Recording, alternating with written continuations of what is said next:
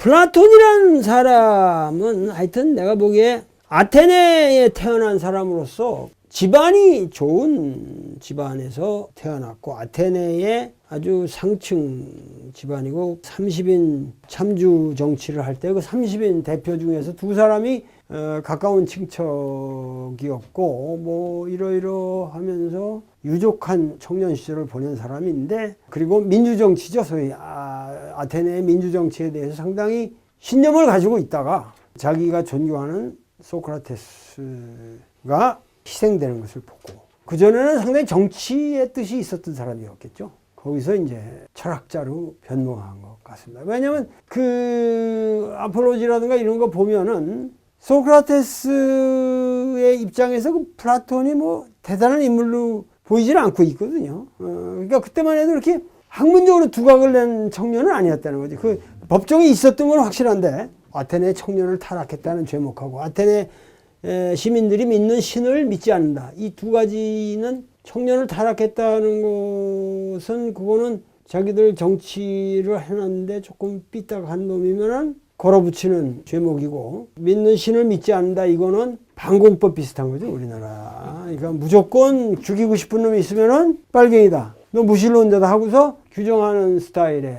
그래서 그거에 한번 걸리면은 그 죄목이라는 거는 그 아테네 당시에 그 한번 걸면은 다 죽는 됩니다. 그거는 헤어날 길이 없다는 거예요. 변호가 불가능하니까. 저는 신을 안 믿는다 그러는데 그게 난 믿습니다 하고 아무리 얘기해봐야 너 이렇게 그렇게도 안 믿는 거 아니냐고 밀어붙이고 그냥 빨갱이 되는 지금 우리나라 종북 세력 몰아가는 식으로. 그러니까는 그런 모습을 보고 이제 근원적인 회의에 사로잡혔겠죠. 사실은 그 플라톤의 젊은 시절이라는 게 여러 군데를 여행을 하는데, 그러니까 플라톤이나 공자나 사실 비슷합니다. 공자도 이제 열국을 주유하면서 많은 깨달음을 얻고 이제 세태를 파악하고 이러는데, 플라톤도 그 열국을 주유하게 되는 거죠. 이태리라든가 시실리라든가 뭐 특히 에집트, 당시 에집트를 이 사람이 댕겼으니까, 그러니까 이 사람의 사상의 그 이데아론이라는 것도 내가 보기에는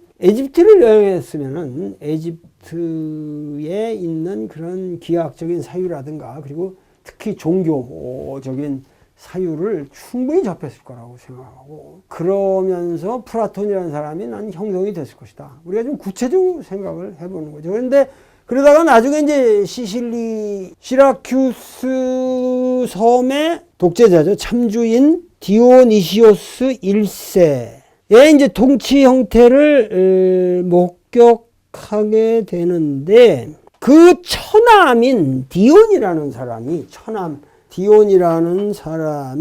상당히 훌륭한 인물이었던 것 같습니다. 독재자의 처남인 디온이. 그러니까 플라톤에게 가장 그 중요했던 것은 디온군과의 우정이죠. 그 디온이 그 플라톤에게 시라쿠사의 사람들이 자유로워야 하고 그리고 최선의 법률 아래서 살아야 된다. 우리가 인간이라는 게 이지적으로 노력을 하면 나라를 이상적으로 통치할 수 있다. 이런 신념을 가지고 있었던 사람이라서 그 사람하고 굉장히 통했던 거예요. 근데 참주가 죽고 하여튼 이 디온이라는 사람이 박해를 받거든요. 그런데 그 참주가 죽고 나중에 그래가지고 이제 다시 떠났는데 또 참주의 아들인 이세가 같지 않은 놈인데 계속 플라톤을 모셔오라고. 그래서 그 디온을 불러라. 그 디온이 오면은 내가 디온과 더불어 이렇게 하겠다. 근데 디온을 끝내 안 부르는 거예요.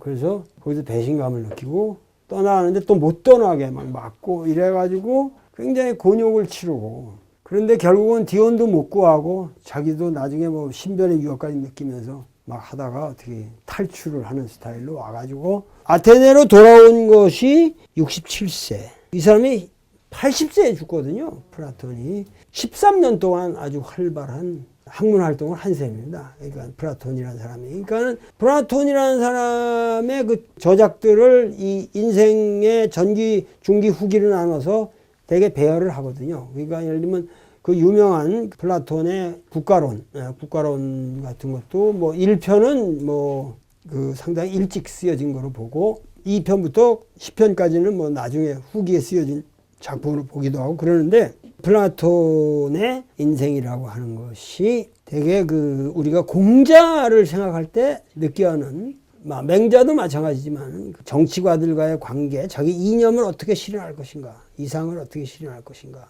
하는 문제, 현실적으로 상당히 박해도 받고 뭐 공자도 무슨 채나라에 갇혀서 뭐 고생하고 뭐 여러 가지 있지 않습니까? 그런 상황이나 비슷하다는 거죠. 그러니까는 플라톤은 그 현실을 어떻게 개혁할 것인가 하는 문제 가지고 상당히 고민을 한 사람이지만 하여튼 그 극단적인 이상주의가 그 사람에게서 그 관념론으로 표현되었다. 이렇게 볼 수가 있겠습니다.